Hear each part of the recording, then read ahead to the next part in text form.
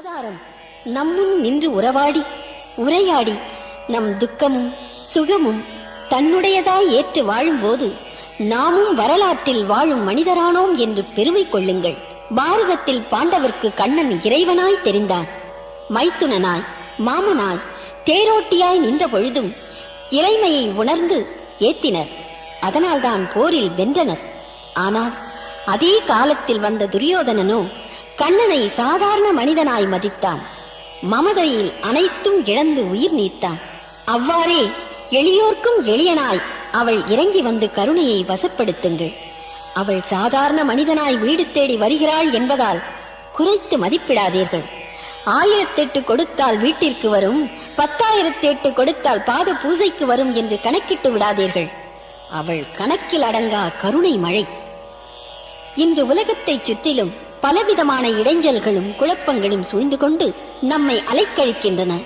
இதற்கு நடுவே தனது மனதில் தியாக உணர்வுடன் செயல்பட வேண்டிய கடமை நமக்கு இருக்கிறது.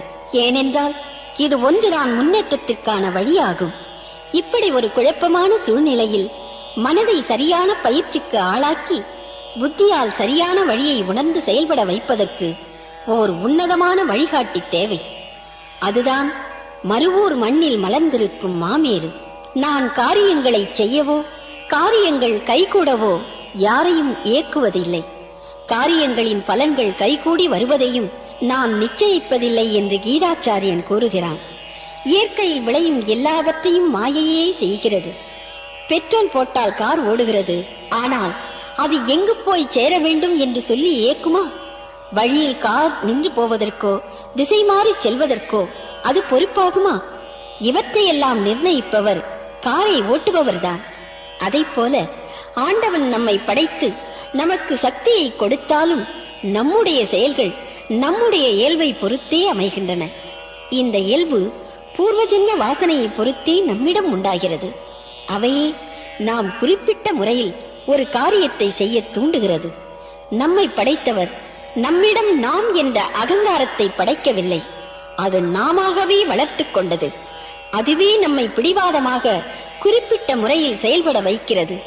அதனால் உண்டாகும் உணர்வுகளை பொறுத்தே நாம் செய்யும் காரியங்கள் நன்மையாகவும் தீமையாகவும் முடிகிறது. காரை ஓட்ட பயன்படும் பெட்ரோல் அந்த கார் தவறான வழியில் சென்றாலும் பயன்படக்கூடியதே. ஆனால் சரியான வழியில்தான் போக வேண்டும் என்ற பொறுப்பும் கடமையுணர்வும் டிரைவருக்கு உண்டாவதைப் போல நமக்கு நாம் செய்யும் காரியங்களின் அடிப்படையாக நல்ல உணர்வும் நல்ல நோக்கமும் உண்டாக வேண்டும்.